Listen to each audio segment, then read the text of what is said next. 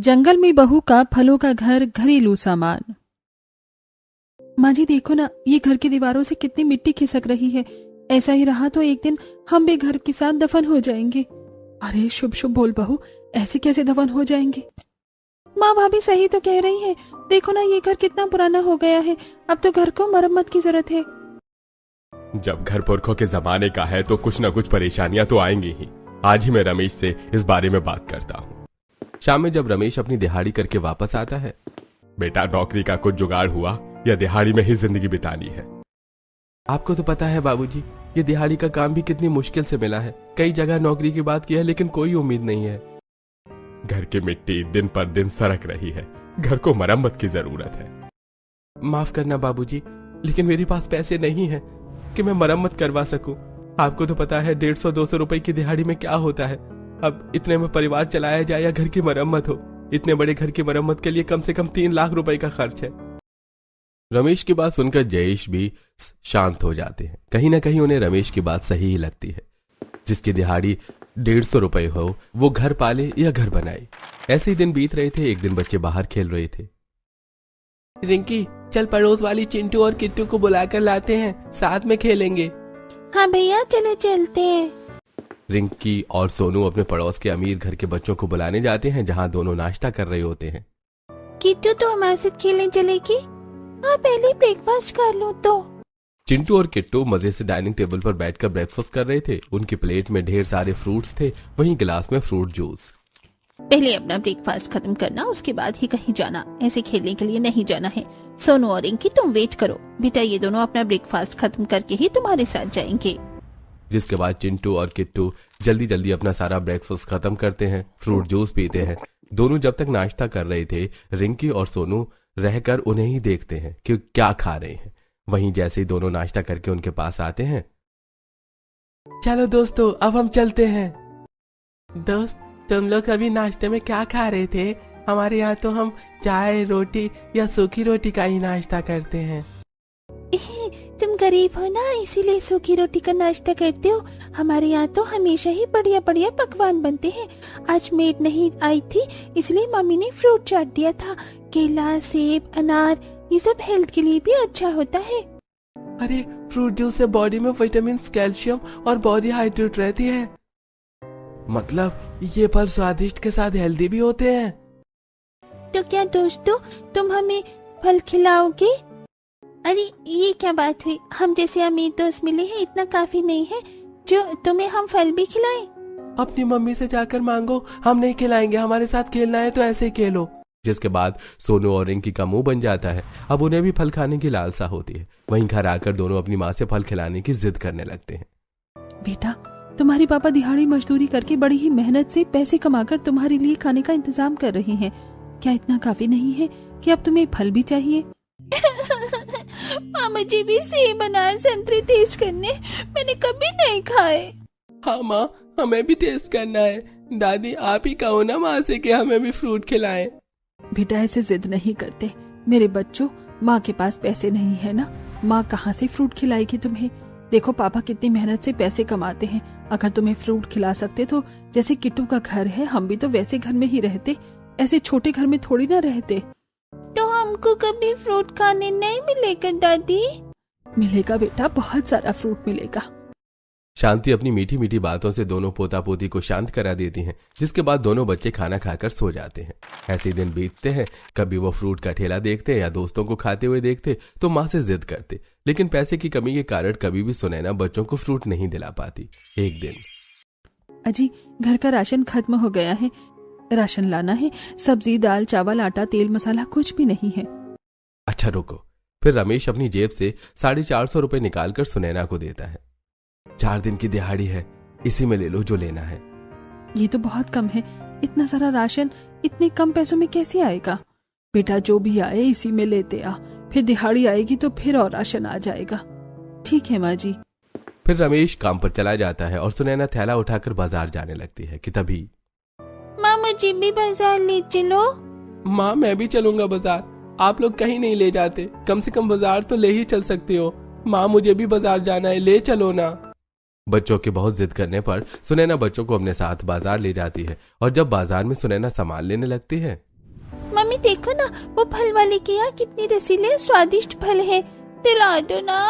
माँ देखो ना, उसके यहाँ तो केले भी हैं, केले ही दिला दो। माँ दिला दो ना फल। इस तरह बच्चे एक बार फिर अपनी माँ से बाजार में खड़े होकर फल की जिद करने लगते हैं। भैया कितने का दिया सेब? दीदी 150 रुपए किलो। और ये केले, ये तो सस्ते होंगे ना? हाँ, ये सस्ते हैं, मात्र 100 रुपए दर्जन। एक नंबर माल है, एक बार खाओगे तो बार बार मुन्ना फल वाले की दुकान से ही फल ले जाओगे। फल के दाम सुनकर ही सुनैना सोच में पड़ जाती है। 450 रुपए में अगर 100 रुपए के फल ही ले लूंगी तो राशन कहाँ से आएगा? क्या हुआ दीदी, दे दूं 1 दर्जन केले? नहीं भैया, रहने दो। सुनैना आगे बढ़ जाती है। जब खरीदना नहीं रहता तो फालतू में टाइम खोती करने आ जाते हैं। वहीं सुनैना बच्चों को जैसे तैसे समझा बुझाकर घर का राशन लेती है और घर जाती है, जहां वो देखती है कि घर की छत पहले के मुकाबले नीचे आ गई थी। पापा जी, माँ जी, मुझे तो अब ये घर देखकर डर लग रहा है। आज बाहर से घर देखकर ऐसा लगा जैसे छत बहुत नीचे आ चुकी है। हाँ बेटा, आज दोपहर में अचानक से हमें घर में झटका लगा और ऐसा लगा घर थोड़ा सा अंदर जमीन में धंस गया। अब तो भाभी इस घर में डर लगता है। सुनैना का ससुराल का घर पुराना था, बहुत सालों से मरम्मत न होने की वजह से अब वो घर टूटने की कगार पर था। फिर भी घर वालों के पास कोई और सहारा न होने की वजह से वो उसी छत के नीचे रह रही थी। ऐसे कुछ दिन और बीतते हैं। एक दिन जब बच्चे घर में पढ़ाई कर रहे थे और सुनैना चूल्हे के आगे खाना बना रही थी, नव्या सबके कपड़े फोल्ड करके रख रही थी। तभी अचानक से घर में एक और जोर का झटका लगता है और जमीन बीच से 2 भाग में डिवाइड हो जाती है। ये देखकर बहू और घर के सभी लोग घबरा जाते हैं। बहू, मुझे लगता है ये घर जमीन में धंसने वाला है। देख तो कैसी जमीन बीच में से फट गई। माँ मुझे भी ऐसा ही लग रहा है, भाभी कुछ तो करो। मुझे तो समझ ही नहीं आ रहा क्या करूं। अब ये अचानक से पूरा घर डगमगाने लगता है। अरे जल्दी से घर से बाहर निकलो, ये छत गिरने वाली है, घर अंदर धंस रहा है। आनन फानन में सभी घर वाले बाहर भागते हैं। रमेश और सुनैना अपने बच्चों को जल्दी से गोद में उठाकर बाहर आते हैं। जैसे ही सभी घर के बाहर आते हैं, घर मिट्टी में मिल जाता है। पूरा का पूरा घर जमीन में धंस जाता है। ये देखकर घर के लोग काफी दुखी हो जाते हैं।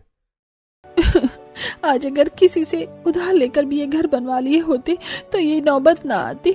अब तो हालात ऐसे हैं कि बिना छत के रहो, झोपड़ी बनाने तक के भी पैसे नहीं है। बहू, अब रोने गाने का कोई फायदा नहीं है। सभी बैठकर शोक मना रहे होते हैं। अब घर का कोई आसरा न होने की वजह से घर वाले बाहर खुले में ही रहने लगते हैं। और वहीं जब दोनों सास बहू अपने पड़ोसियों से मदद मांगने जाती हैं। अरे पहले से ही जब पता था कि घर पुराना है, गिरने वाला है, तो इंसान अपना इंतजाम करके रखता है। अब देखो ना, आ गई नौबत सड़क पर रहने की। अरे इन गरीबों को कुछ दिनों के लिए रख भी लो, लेकिन ये हमारे घर को ही अपना समझकर हड़पने के फिराक में रहते हैं। भाई, हम कोई मदद नहीं कर सकते। खाना हो तो एक समय का खाना भी दे देंगे, लेकिन घर में नहीं रख सकते। हमारी भी फैमिली है। पड़ोसन भले ही उन्हें ताना देती, लेकिन वो इतनी भी बुरी नहीं थी। वो अपने घर से खाना बनाकर लाकर उन्हें देती हैं। ये लो, खाना खा लो, बच्चे भी भूखे होंगे, उन्हें भी खिला दो। धन्यवाद सुषमा काकी। सुनैना बच्चों को खाना खिलाती है और सास ससुर नंद और पति को भी पड़ोसनों का दिया हुआ खाना देती है। लेकिन जैसे ही खुद खाने लाती है कि तभी एक बूढ़ी अम्मा वहां आती है। बेटी, अगर कुछ मिल जाता तो मदद हो जाती। मुझे बहुत तेज से भूख लगी है, मेरा इस दुनिया में कोई नहीं है। बूढ़ी माँ, ये 2 रोटी है, लो आप खा लो। सुनैना अपने हिस्से का खाना बूढ़ी अम्मा को दे देती है और बूढ़ी अम्मा खाकर प्रसन्न हो जाती है। बेटा, तुमने आज मुझे खाना देकर बहुत पुण्य का काम किया। मैं कई दिनों की भूखी थी। धन्यवाद बेटी। बूढ़ी वहां से चली जाती है। भाभी, एक तो हमारे रहने के लिए छत नहीं है, खाना बनाने के लिए कुछ नहीं है, और तुम हो कि पड़ोसनों से मिला हुआ खाना भी उस बुढ़िया को दे दिया। कोई बात नहीं, वो मुझसे ज्यादा भूखी थी इसीलिए। रात में सभी ऐसे खुले में ही सोते, जिससे सबको बहुत ठंड लगती है। सारा दिन धूप में रहना और रात में खुले में सोने से घर वालों की तबीयत भी बिगड़ रही थी। वहीं आए दिन पड़ोसन ने सुनैना और उसके ससुराल वालों पर दया खाकर उन्हें खाना दे देती थी। लेकिन वो बूढ़ी अब रोज आती और सुनैना अपने ससुराल वालों और खुद के खाने में से थोड़ा सा बचाकर उसे दे देती। ये देखकर अब ससुराल वालों के साथ पड़ोसनों को भी बुरा लगता और वो उन्हें खाना देना बंद कर देती हैं, जिसके कारण अब सब घर वाले भूखे रहते हैं।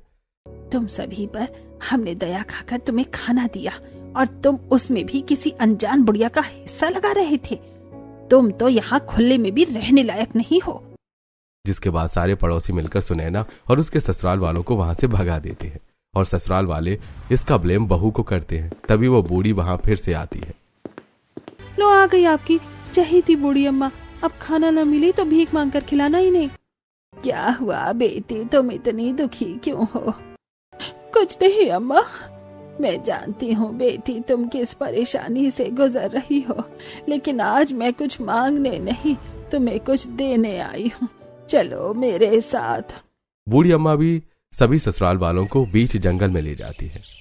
देखो काकी, हम आपकी उम्र का लिहाज करते हैं, हमें ये बीच जंगल में क्यों लेकर आई हो? हमारी आपसे कोई दुश्मनी नहीं है। थोड़ा सब्र रखो। बूढ़ी बीच जंगल में बहू और उसके ससुराल वालों को एक फलों के बागान में ले जाती है, जो देखकर सभी हैरान हो जाते हैं। ये फलों का बागान मेरा है। अब मैं बूढ़ी हो गई हूँ, मुझसे ये संभाला नहीं जाता। बेटा अब तुम सभी इसे संभालो और इससे मिलने वाले फल भी तुम्हारे हैं। शायद तुम्हें इससे कोई मदद मिल जाए। इतना कहकर बूढ़ी अम्मा वहां से चली जाती है। वहीं फलों का इतना बड़ा बगीचा देखकर घर वाले आश्चर्यचकित हो जाते हैं। तो क्या अब हम यहाँ इस जंगल में पेड़ों के बीच रहेंगे? तो क्या हुआ जी, क्या ही बुराई है? देखो तो कितने सारे फल हैं। एक समय था कि फल खाने नहीं मिलते थे, अब तो हम यहाँ चाहे जितने फल खाएं और जूस पिए। सही कहा माँ जी आपने, यहाँ बहुत सारे फल पेड़ से टूटकर गिरे हैं। फिलहाल तो हम अभी इन्हें खाकर पेट भर सकते हैं। वाह मम्मी, इतने सारे फल हमने कभी सोचा नहीं था। ये तो बहुत बढ़िया है।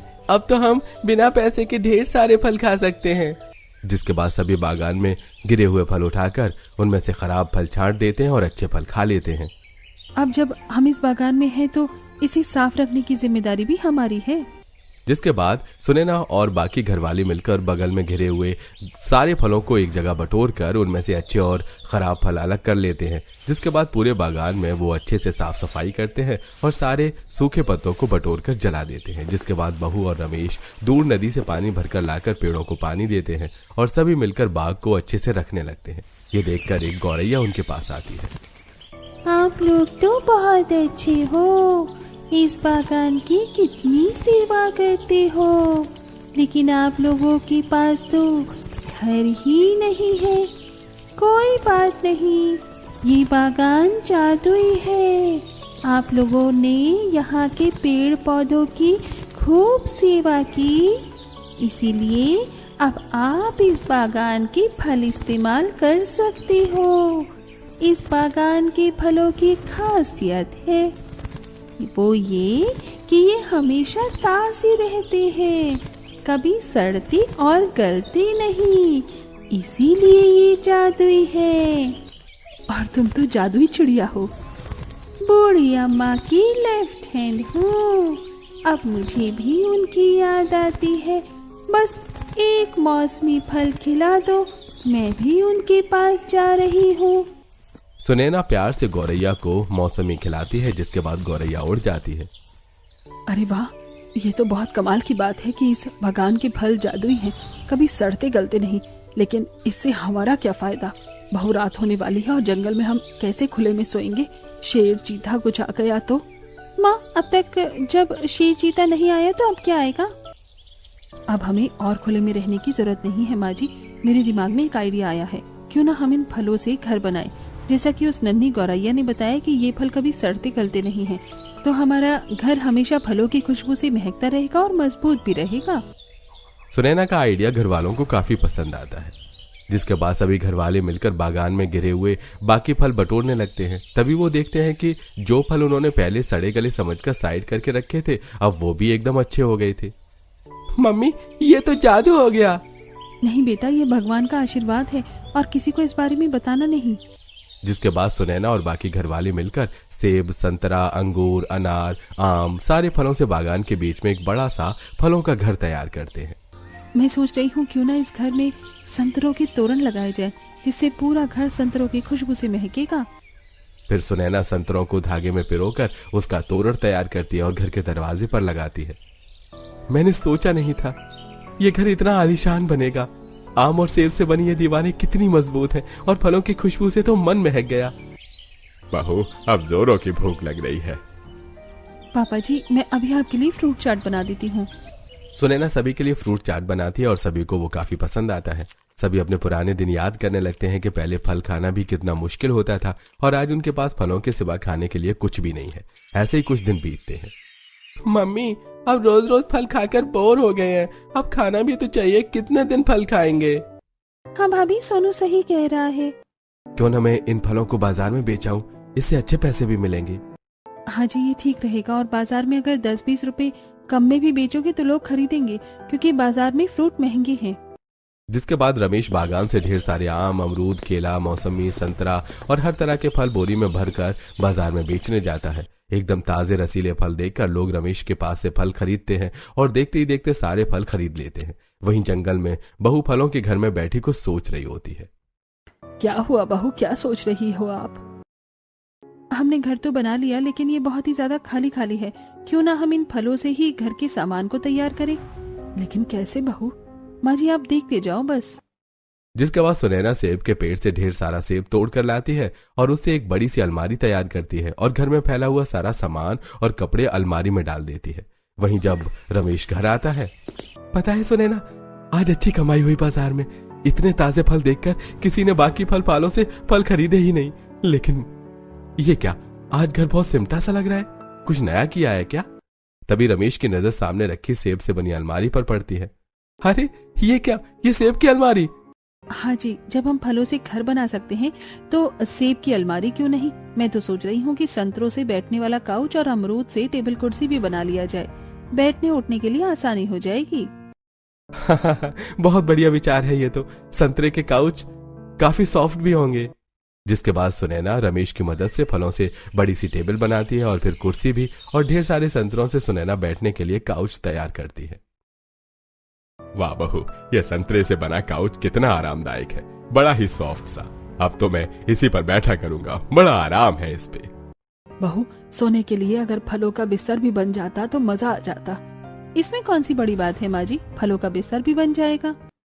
फिर सुनैना बागान में उगे ढेर सारे केलों से बड़ा सा एक बेड तैयार करती है और तकिया भी बनाती है। माँ जी, आप इस पे सोकर बताओ, बेड आरामदायक तो है ना? शांति जी केले से बने बिस्तर पर लेटती हैं। अरे वाह बहू, ये तो और भी ज्यादा बढ़िया है।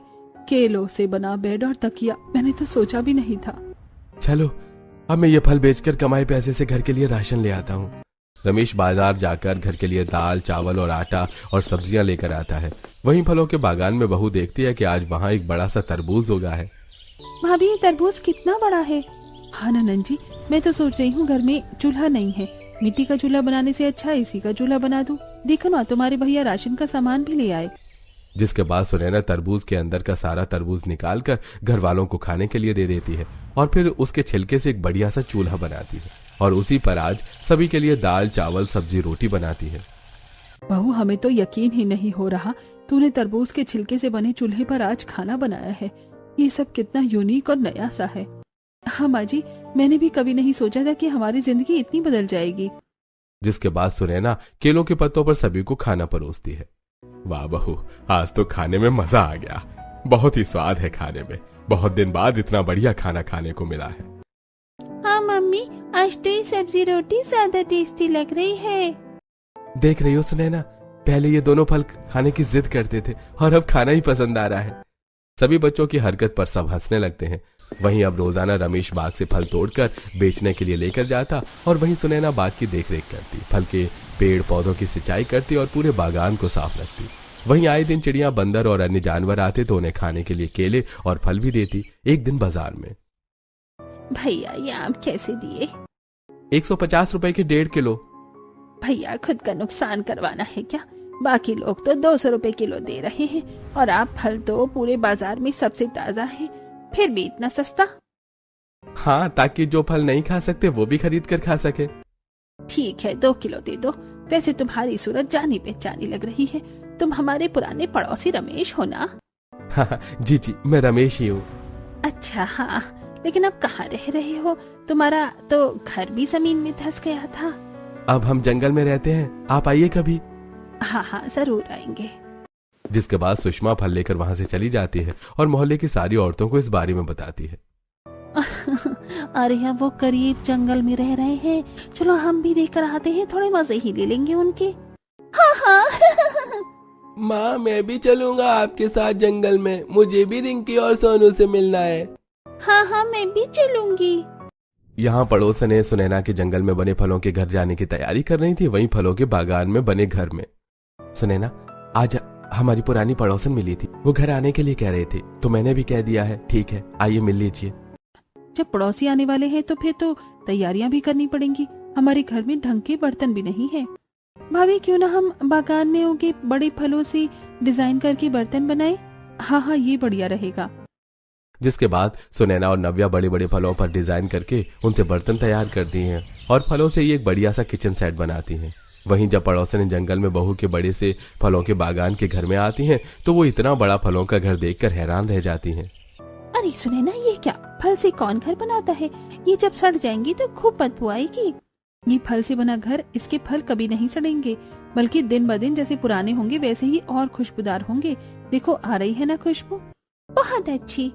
लेकिन यहाँ जंगल में खाने पीने के लिए क्या ही मिलता होगा। तभी नव्या एक बड़े से संतरे से बनी ट्रे में ऑरेंज जूस और एप्पल जूस लेकर आती है। आंटी जी आप लोग जूस पीजिए, हम खाने का इंतजाम करते हैं। पड़ोसन जूस पीती हैं जो कि काफी रिफ्रेशिंग था। इतना रिफ्रेशिंग जूस तो बाजार में भी नहीं मिलता। वाह, ये तो बहुत ही ज्यादा स्वादिष्ट है। सारी पड़ोसनें बड़े ही चाव से जूस पीती हैं। तभी सुनैना फ्रूट चाट और पाइनएप्पल केक लेकर आती हैं।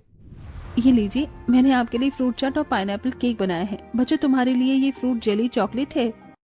जो कल तक गरीब थे उनके पास आज इतना सब कुछ देखकर पड़ोसनें हैरान रह जाती हैं। उनकी तो बोलती ही बंद हो जाती है।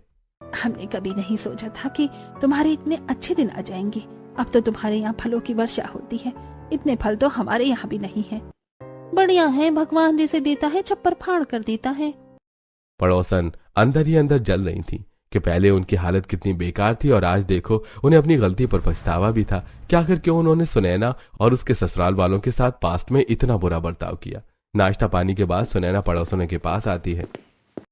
चलिए खाना तैयार है। खाने में आज सुनैना ने तरह तरह के पकवान बनाए थे, साथ में फ्रूट खीर भी बनाई थी। वहीं सुनैना सभी को खाना फ्रूट से बनी क्रॉकरी सेट में परोसती है। सुनैना का dining area, dining table, chair और खाने के बर्तन और खाना सब कुछ देखकर पड़ोसनें आश्चर्यचकित रह जाती हैं। ये डिनर सेट तुमने खुद से बनाया सुनैना? जी हाँ, ये डिनर सेट, टेबल, कुर्सी और घर का हर सामान। पड़ोसनें अब सुनैना की और उसके घर वालों की मेहनत देखकर खूब तारीफ करती हैं। वहीं खाने के बाद जैसे ही वो संतरे से बने काउच पर बैठती हैं उन्हें खूब आनंद आता है। ये काउच तो बहुत सॉफ्ट है। ये तुम्हारे बेड पर मैं लेट कर देख सकती हूँ? हाँ हाँ। श्रद्धा बेड पर लेटकर देखती है। पल भर में उसे नींद आ जाती है। सारी पड़ोसनें एक एक करके पूरे घर का मुआयना करती हैं और सब कुछ देखकर हैरान होती हैं। और अंत में जब वो जाने लगती है तो सुनैना सभी को ढेर सारे फल विदाई के रूप में देती है। हमें माफ करना सुनैना, हमने तुम्हारी पूरे वक्त में तुम्हारा साथ नहीं दिया, लेकिन आज तुम्हें यहाँ ऐसे देखकर खुशी हुई। पुरानी बातें भूल जाना सुनैना, हो सके तो हमें माफ कर देना। चलो अब हम चलते हैं। जिसके बाद सभी वहां से चली जाती हैं। वहीं अब सुनैना फलों से अच्छे अच्छे घरेलू सामान और घर के सजावट के सामान बनाकर बाजार में बेचती। वहीं रमेश तरह तरह के फ्रूट ले जाकर बाजार में बेचता, जिससे कुछ ही दिनों में उनके पास ढेर सारे पैसे इकट्ठा हो जाते हैं। बेटा, नव्या की शादी भी करनी है, याद है ना? और क्या हम आजीवन यहीं रहेंगे? अब तो पैसे भी इकट्ठे हो गए हैं। नहीं पापा, आजीवन नहीं रहेंगे, बस कुछ दिन और। अब हम अपने गांव का फिर से घर बनवा रहे हैं, फिर वहां शिफ्ट हो जाएंगे। जिसके बाद रमेश कुछ ही दिनों में गांव का घर बनवाने के लिए मजदूर लगवा देता है और गांव में एक बहुत बड़ा, सुंदर और मजबूत घर तैयार करवाता है। अजी कब तक बाजार में ऐसे ही फल बेचेंगे? वो सुपरमार्ट है ना, बाजार में वो खाली कर रहा है। क्यों ना हम उस दुकान को किराए पर लेकर फल से बने घरेलू सामान और फल बेची वहाँ। हाँ, ये आइडिया अच्छा है भाग्यवान। जिसके बाद सुनैना और रमेश बाजार के सुपरमार्ट के दुकान किराए पर लेकर वहां अपनी खुद की फल और फल से बने घरेलू सामान की दुकान खोलते हैं। उनकी दुकान में यूनिक चीजें होने के कारण जल्दी ही दुकान चल पड़ती है और कुछ ही दिनों में उनका गांव का घर भी तैयार हो जाता है। देखो तो सुनैना और रमेश ने कितना बढ़िया घर बनाया है, बड़ा और सुंदर है। सभी पड़ोसनें देखती हैं कि सभी घर वाले अब अपने गांव के घर में शिफ्ट होने आ रहे हैं। सुनैना अपने नए घर को भी बहुत ही सुंदर तरीके से सजाती है और कुछ ही दिनों में वो नव्या के लिए एक बढ़िया सा रिश्ता देखकर उसकी शादी कर देती है। वहीं बच्चों को अच्छे स्कूल में डालते हैं और दोनों फल की दुकान पर फल और उससे बने सामान बेचकर अच्छा पैसा कमाते हैं। उस दिन बूढ़ी अम्मा न मिली होती तो हमारे पास आज कुछ ना होता। अजी चलिए जल्दी से सारा माल बेच देते हैं, फिर बागान में सफाई करने भी तो जाना है। दोनों पति पत्नी दुकान शाम में जल्दी से अपना काम निपटाकर रोज फलों के बागान में साफ सफाई करने जाते और महीने में कभी कभी बहू अपने घर वालों के साथ फलों के बागान में अपने फल से बनाए घर में पिकनिक मनाने जाती हैं। साथ में सोनू और रिंकू अपने दोस्त किट्टू और चिंटू को भी लेकर जाते हैं। चिंटू, मजा आ रहा है ना हमारे फलों से बने घर में? हाँ दोस्त, बहुत ही मजा आ रहा है। ये काउच पर बैठकर उछलने में तो और भी ज्यादा। देखा ना कितना सॉफ्ट है। हमारी मम्मी ने अपने हाथ से बनाया है। तो तुम हमारी सबसे अच्छी दोस्त हो जो हमें यहाँ पिकनिक मनाने साथ लेकर आए हो। बच्चों देखो, मैंने तुम्हारे लिए फलों से टेडी बनाया है, बताओ कैसा बना है? वाह आंटी, ये तो और भी ज्यादा प्यारा है। अब बहू अपने फेस से बने घर में अपनी फैमिली के साथ हंसी खुशी रहती है और भी फल के घरेलू सामान बनाकर बेचा भी करती है।